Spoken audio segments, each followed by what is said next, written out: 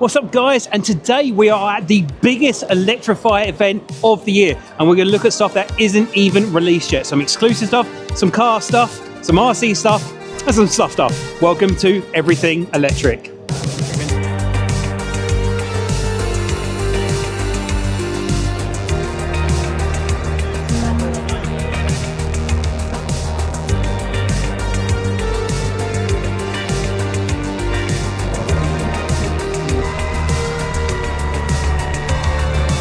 Right, so we've made all the way to London Excel. Check out the biggest UK electric event of the year, Everything Electric London.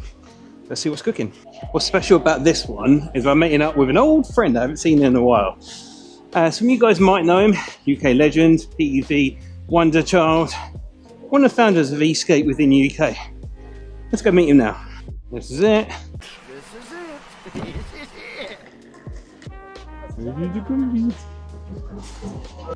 Can't seem to find him. Where is he? Wrong coffee shop. Let's try again. Where is he? There he is. Yay! Hello, mate. I knew you'd be suited and booted. You are every time. So I'm here with Tim Wood, UK legend, been in the scene a long time. Had a bit of a respite, right? Also the founder and owner of e-skate.shop. So UK's kind of most fastest, quickest, efficient e-skate shop, e-skate. And also, do you ever tackle with any other bits, but like accessories as well? So you've got like lights, helmets, protection, and stuff like that as well. Just all the accessories you need, depending on Brexit solution. So no imports, no taxes, no nothing like that. Yeah, so is it going to evolve? Is that the electric thing there? We're going past it. Ooh, yeah. Right, so we're here. Let's get ourselves in the shop.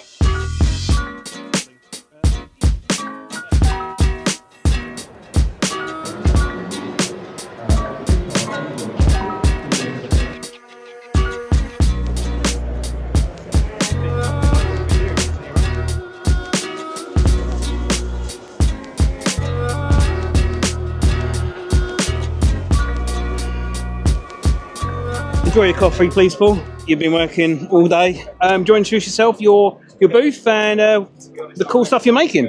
I'm Paul Myers, and I'm the founder of Paulin. And we started making bikes in 2018 because I wanted a bike for myself and couldn't find anything that I'd actually want to ride. So the only way to do it was to make a bike myself. I had to make 3. I sold the other 2. Then I made 5, then I made 7, then 24, and had an accidental business. And now, 8 years later, I'm sitting there at Excel. It's really great to speak to the founders of stuff like this, because it's really interesting to me, the journey in where we come from. And it's really interesting to say, like, I'm guessing, like you said, you started off looking for a bike for you, which I assume didn't look like every other e-bike out there. And then you've kind of created your own kind of market, and obviously there's an interest, there's a passion, and people are home into it. But are they all custom bikes now, or are you standardizing things? No, so I make them in small batches. So we don't do customs, because somebody would say, I want it pink, and you deliver it to them, they go, well, it's not quite the right pink. So we don't do customs, but I make them in small batches. I'll make 20 like that, 16 like this, maybe 4 or 5 in certain colours, and then we put them out. Keeps them unique, keeps them interesting, keeps me interested. But we don't actually do customs. But we also don't. We're a low volume producer. We don't mass produce. I've just come off a test lap. Did you hate it? It was the sickest bike ever. It's really nice. Your bike's sick. It's really comfortable. I just got my motorbike license. And you went on the least powerful one, by the way. Yeah, that was a 250 watt? 250 watt. You got 250, 750, and then 1500 watt. So you've got the kind of scope, depending on what you need. We had a bit of a chat. Obviously, they're very motorbike influenced. And I asked you the question: is there a road legal? I can imagine that kind of classic style. And obviously, you said you put the indicators and the infrastructure already there to go. You just need to do it. Yeah, so the 1500S got front and rear indicators and a number plate holder. It's got everything to register it, to make it a motorcycle. We keep selling out, so we haven't got around to it yet. I've only made 20 so far, and we'll be making more. But when we've got time to do it, we'll register them with the DVSA. Can I ask you a question? Yeah, please. ever think when you got a new bike, how did I live with this without this? What it does is it gave me a new way of interacting with my environment. Yeah, that's the biggest thing I would say. It's not necessarily because every personal form of transport has its own demographic and what it's good for. Obviously, taking that down the pub is a bit more tricky than taking a board that's only this thick. You know, put it under your arm. And then everything has it. But I have seen you actually have mounts. Sideboards and surfboard mounts for your bike, so you can have the best of both worlds at that point. You can park where you want to skate for the day and then keep going. I love machines and I love cars, and I just wanted a bike. They just all looked a bit naff, so I thought I've got to make one that I would actually love. So no actual previous experience, but I love the look of classic Nortons and Triumphs. Yeah, I was going to say it's very Triumph-esque focus. Another thing I think was really nice is the quick swap between restricted and de-restricted. Obviously, with the UK legislation, 15.5 miles an hour, top speed. But what's nice about your bike is that they're not super aggressive as well. It's a very fluid, smooth experience because it's very easy to just throw a high ESC in it and then a high 52 volt battery and then just send it and go there. But I feel like you've kind of gone with that kind of classic modern-esque style. And another thing I really like is your incorporated bag system. And that sounds really silly, but I feel like a bag makes it more livable. Yeah, and more importantly for me is we waited the Cooler King, the big bike. It's been like 7 years since I finally got the design right for the bag. I didn't want to put a big ugly bag on the back. You see them with pirate buckles and they look horrible. So we wanted something that looked cool, that didn't take away the outline of the bike, but also is really useful for storage. I'll tell you a funny thing is when I said to the cutter what I wanted for the straps inside, because it has elastic straps so things don't rock around. I said I want to be able to put in a bottle of wine, a bottle of beer, a can of soup, and 3 spanners, because that's all a gentleman needs. And it came back with a 3 spanner patch. What, when you received it? Yeah, and what I a legend. Kind of said it as off the cuff, you need to make sure these, but it came back exactly right for those items. I want to see you guys at the Distinguished Gentleman's Group Ride with one of these. Do you know, I think we signed up a couple of times for it and then it clashed with a date with something else. But I think that would be great fun. To contact you guys, obviously based in London. Based in London, we're on cooler.bike. Yep. Instagram and all that stuff. Yeah, all that jazz. I'll put all the links and stuff like that. But hey, classic. You put all the links in there. Yeah, all that jazz. I'll do the homework. Yeah, but really, really refined bike, and it's a element of style that is missed in electric transport nowadays. Well, let's bring it back. Yeah, but really, really nice bike. No worries. Yeah, my name's Ollie. I'm founder and managing director of Nought Technology, a UK-based e-scooter company. Design, engineer, manufacture our own e-scooters.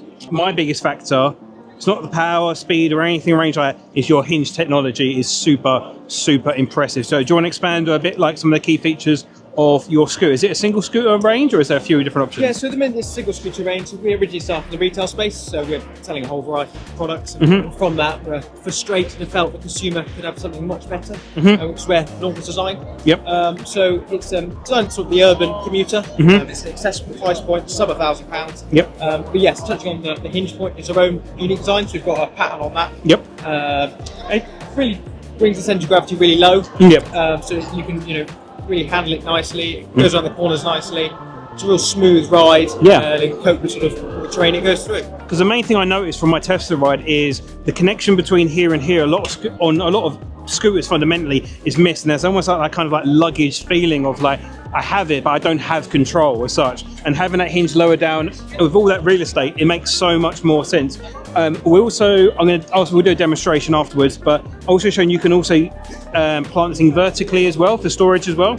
And obviously in an office-based environment, home life, and traveling with an e-scooter, that shows that it's definitely been thought about having a scooter which you can stick up against your wall or in the office where the jackets are. Is that kind of the main focus with your scooter, having it as livable and ease of use as possible?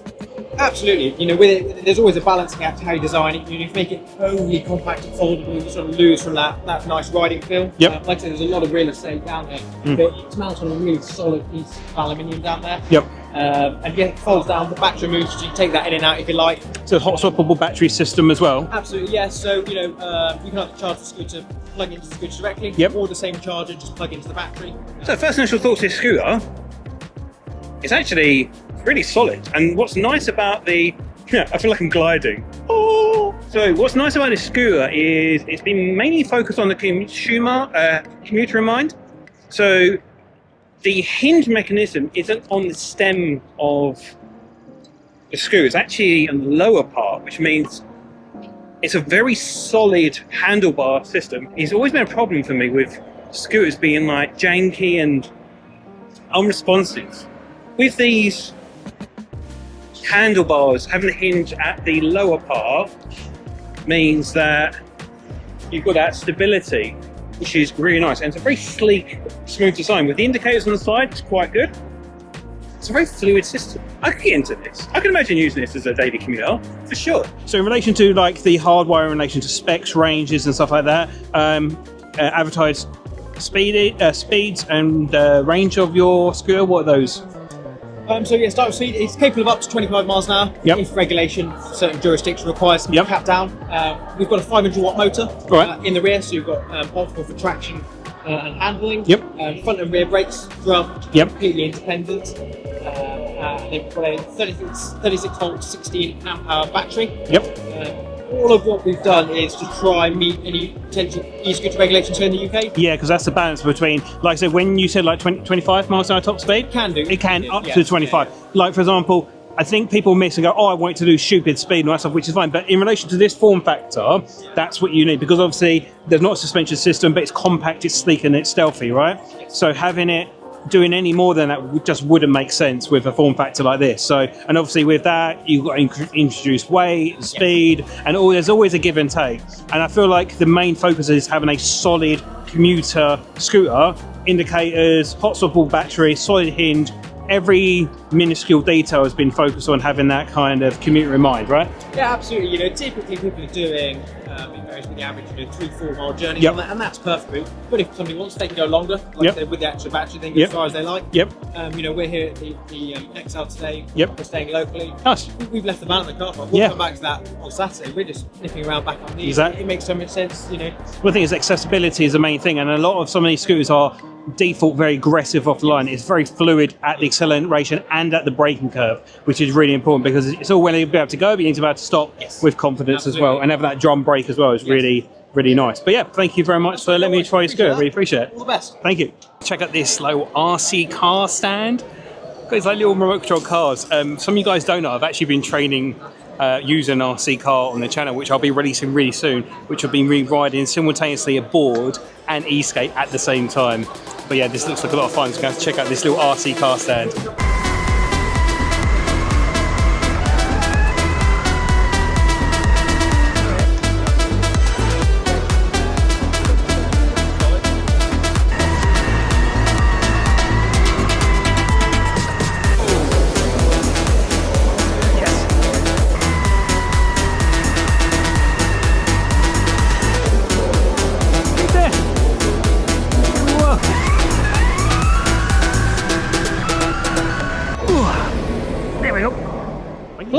Hello. Hi, I'm Tom.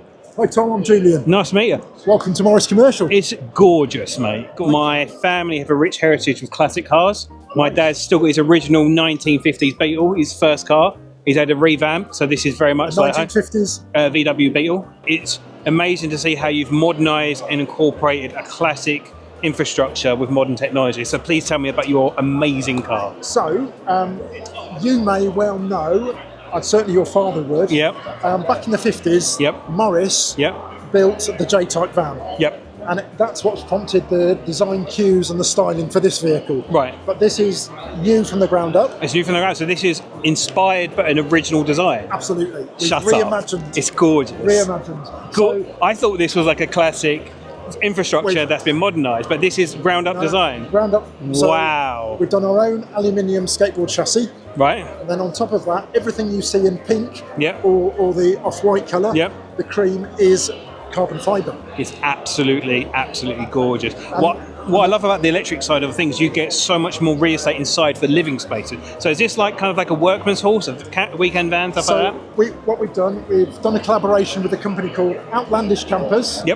And Max has installed this, and we've tried to do the sort of home, sort of kitchen side on one thing, and then on the other side we've tried to make it a little bit more tradesman-like, a bit more workshop. So there's flexibility for a customer to see how they would use it, because that's the biggest thing. Obviously, with an EV show, and obviously your demographic is visualising the customer to see how they would use it, right? To just give a few prompts to their imagination as to how they might use the van. So would the van be a hollow system, or would you work, for example, as a customer, you would buy it and say, I want it to be scoped with a collaboration kind of thing? So our primary objective as Morris is to get the commercial vehicle over the line. But we would then say, if you want to spec, camper, let's talk to these guys, and they can do a modular system like this one. So the idea behind this is, 5 days a week. You might work as a plumber, workhorse, or sell your flowers, or whatever it is, your bakery business. And then at weekends, like, let's take that out. And to go away for a weekend. And let's go somewhere nice. So that's the thing with benefits of electric, right? Because obviously you can leave this running with electric running, and you ain't got to worry about your car battery die, because it's obviously designed for that. And then obviously you can use it as a workhorse with like your power, your electric, your heat, and all that jazz. And there's so much space in there you can lay down. There is enough space in there between the wheel arches for your 8x4 sheet. There's a 1 ton payload. And that we can achieve that because of the weight saving of the carbon. So that's the thing. One ton's enormous for a carry weight. And like I say, it's not just a pretty thing; it's a workhorse as well, right? That's right. It's amazing. So it's a multi-purpose vehicle. I'm sorry, I can't believe this is a ground up. I thought it was a classic car that has been done. You're not the first. It's gorgeous. Not the first, but yeah, we've gone from the drawing board. Very talented design guys. So right, let's take these design cues, bring it into the modern era, and the carbon fibre gives us the weight advantage. Mad. Because there's no getting away from it with an electric vehicle. Weight is the enemy. Well, weight. The only weight is battery, right? And everything else is extra. But then you gain so much space with the infrastructure to it. So obviously, a little pre-chat. What's the estimated launch date? Because this isn't out yet, but it's out very soon. Is that right? This is our second prototype. We're building prototypes 3 and 4 back at base. Stood here today, I would say that early production vehicles, we're looking at July, August. Okay, so not too far. Oh, 26. 26, yeah, 26. But is there going to be, for say, a customer who fell in love with it, is there like, for example, a different rate if they was to pick it up now and then put behind it, or is that hard to say? What we are taking is we're taking people sort of registering their interest. We're adding them to a list, and then when we get to a point where we need to take a deposit, we're much closer to production, we'll contact those people. Priorities. We've got over 6,000 of these people who have signed up. And we'll say, right, guys, if you're serious, book your build slot, let's get a deposit down and move you up the ladder, as it were. So in relation to the infrastructure, is there going to, what's the scale of this? Is it going to be small batches, or how's the amount of numbers? First year of production, ideally middle of next year forward, we're looking to build and sell about 1,000 vehicles. Okay, so it's not a small, it's a big project, right? It is, reasonable numbers. Yes, and like I say, it's a classic. Definitely got heads turning, because like I say, with Trade Fair, it's about unique and bespoke things, and it's definitely unique and gorgeous with the and our everything. CEO, she's a big believer in why can't vans be beautiful? There you go. And if you van life, if you right? have a small van life, absolutely, nail on the head. And you can picture this, in your colours. Sign written accordingly. And it becomes a mobile billboard for your business. I suppose as well, and obviously if you get adopted early enough, and with obviously the waiting list, you can work and cater it depending on what you would have. You could live out this thing easily. You could. You really could. People will want to, I imagine. But yeah, it's absolutely. I can't believe it's an original design. It's really good. I really appreciate your time, mate. It's been it's gorgeous vehicle. It's gorgeous. Okay, so guys, we are all about unique, bespoke, interesting tech, and this D-Fly, is that the correct? D-Fly is the most unique PEV I have seen in a long, long time. So thank you very much for your time. I've just had my test ride, and we'll talk about that in a second. So where did this concept come up with then? So I was an engineer who was into F1 tech. Okay. And wanted to create something that was stable and easy for people to ride and commute with. He was a sort of motorsport person, so he wanted to ride up and down the paddock and whatnot in something nice.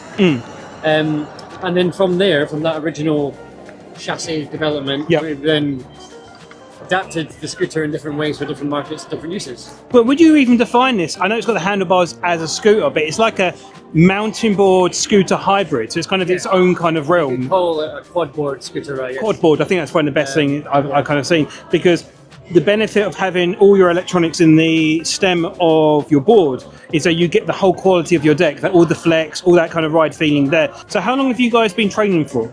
About 18 months. Is it one baseline and you've got 3 different models available? Is that in relation to the specs of the battery or the range, top speed? No, really different use cases. So, okay. So the Aero is the kind of commuter's model. Yep. That's in the picture behind us here. Yep. So it's the smallest, lightest one, road tires. Yep. Then you've got this one that is in front of us here, which is the Interceptor. Yep. Which has all-terrain tires, mud flaps. Oh, okay. Mud guards, as you say, and a different fender to stop you from being sprayed with crap. wet Yep. mud when you run it into the woods. Yep. It's a kilo heavier, so it's 37 kilos. Mm-hmm. And then the fairway is designed to be as comfortable and convenient as possible. It's a golf course. Golf caddy kind of thing, yeah. So it's got the base that the golf bag sits on, the straps to hold it in. We've had to put an extra 7 kilos of weight in the rear to balance it. Yep. But again, it's got the mud guards. It's got slightly different tires again because they're also turf-friendly tires. Right, so you're not destroying their trail. Yeah, because another thing I found, obviously, with e-mobility as a whole, the benefit of having an E over something like a petrol or anything like that is obviously it's minimal impact for wildlife and nature. So if you're out doing your range, you can take it with you without being loud and obnoxious, and obviously not destroying the trail. Go as well. In the UK, they're all the same performance. Yep. But when they're homologated in various countries in Europe, the commuter model is limited to 25 kilometers per hour. Yep. Some countries even 20. Okay. But it will still, and the motor size changes as well depending on homologation rules. We have a patented 3D steering system, so it turns laterally, like so. But also, as you experience riding, when you're up to speed, you always keep the steering the same, and you just lean into it like a motorbike. Well, the range is 80 kilometers. Wow. So it's designed to be quite a high range. The braking is regen as well in the front. Yep. So even just lifting off, you will charge the battery. So is it front wheel drive? Front wheel drive. That's interesting. Yeah. So it's like I think of it like a hot hatch. Yeah. You know? But that makes sense for off-road trail riding, right? You want that weight at the front, so you lean forward, right? Yes, and you can if you're on a gravel track, you can get some slides. You know, you can have some fun with it because the rear, depending on how you distribute the weight, your weight, you can make the rear light. You can swing a leg out. So I ride a lot of four-wheel drive boards. Yeah. So like I lift my weight in the front, the back wheels to go, or vice versa, depending. I suppose if you lift back, you get the front wheels. Yes, correct. Yeah, if you're like 5 years old, you want to have a bit of fun with it. But I love the heads-up display. But I feel like that's what I said. It's like a hybrid of like a bike with a trail runner as well. So and obviously with a bike, it's a scale. It obviously takes much more space in a boot of a car or a trunk. But having this, you can have the familiarization of something like a bike, but also have the versatility of a board. So it's the best of both worlds. Yeah, and for taking it in your car, it's fully flat. You know, it can stand right. But that's also good, for example, when you're out on the range as well, because you could just be out the guys and be like, oh, we're going to go pop to the cafe or just stack them up, right? Yeah, like in Barcelona, I took one into a cafe with me and just sat it next to the table. Yeah. And you can't do that with a bike because it's too big, right? So for servicing and maintenance repairs, they're our partner. Okay. In the UK here. And if someone wants to test ride them out with the show, we've got them here at the track. But if someone wants to go and demo one, they can do it there as well. Okay, perfect. So Northampton would be the accessible point to try out for himself. I just want to say, like, it's one of the most unique things I've seen today. I really appreciate you trying it. It was a lot of fun, and the way it whips is a very unique thing to do, which is very hard to do nowadays with modern interventions. But yeah, I'll say thank you very much for your time. Thank you. It was a really great ride. Thank you. So here were some of the highlights from Everything Electric London this year. It was a great demonstrational piece of the other EVs and PEVs that are coming out in the foreseeable future. Now, a couple of the particular highlights for me from this event this year was the Cooler King e-bikes, super sexy classic style e-bikes, the Morris electric van, which showed the compatibility of an urban setting and an off-grid setting for a very retro looking van. Overall, the big things that really stood out for me the most this year was the synergy between a classic motoristic style, i.e. the bikes and the van, and a futuristic style of e-mobility, which is showing the synergy between these two demographics for the foreseeable future of personal electric transportation. Anyway, that's everything from Electrify Expo this year. It was an absolutely amazing event. I'm looking forward to next year. See you in the next one. Peace.